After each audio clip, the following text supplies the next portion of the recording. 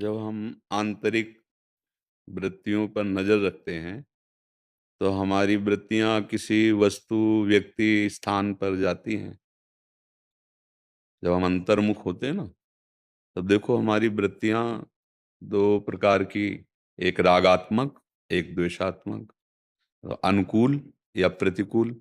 वो व्यक्ति होगा, वो वस्तु होगी, वो स्थान होगा।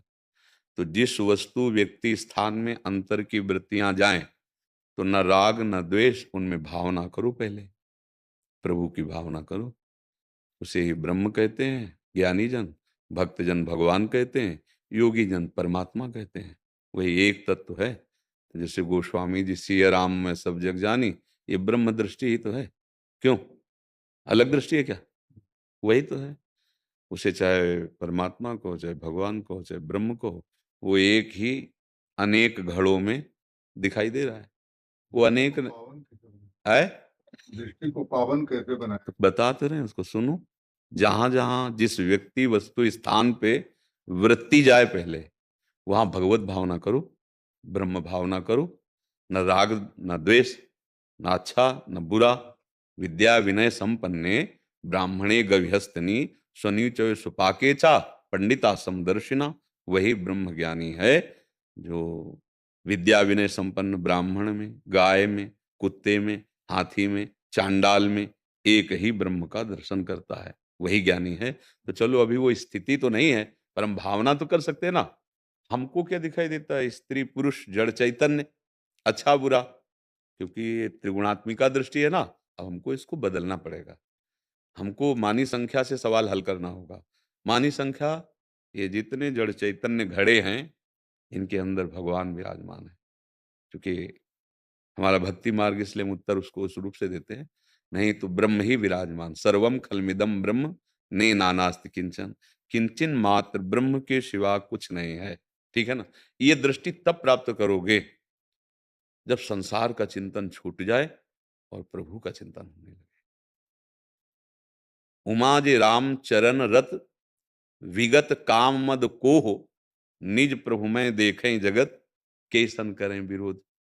काम विजयी, क्रोध विजयी, लोभ विजयी, मोह मद विजयी, तब ये दृष्टि जागृत होती है। अब इन पर विजय प्राप्त करना तो बहुत बड़ी पहलवानी की बात है। नहीं, बाहर पटक देना अलग बात है, लेकिन काम क्रोध को पटक देना, ये बल मिलता है भगवान की शरण से, गुरु की शरण से।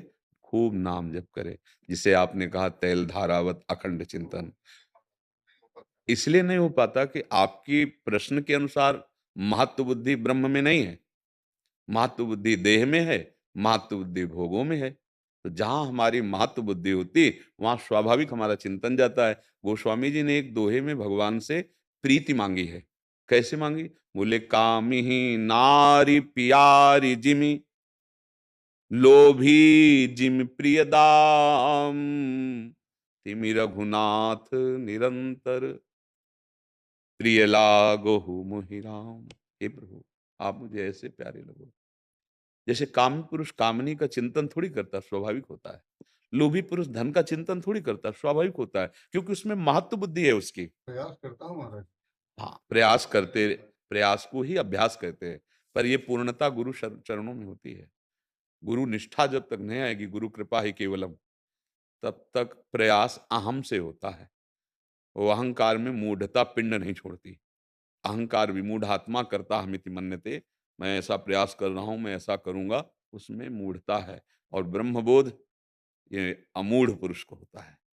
नहीं? हाँ, द्वंद्व विमुक्ता सुख दुख संगई गच्छन्त अमूढ़ा। अमूढ़ा पुरुष, जिसकी मूढ़ता नष्ट हो गई है, ये गुरु कृपा से होती है। गुरुदेव के चरणों का आश्रय लेकर अपने को उनकी आज्ञा के अनुसार चलना, कहीं अहंकार ना आ जाए कि मैं ऐसा, गुरुदेव की कृपा से हो रहा है, बस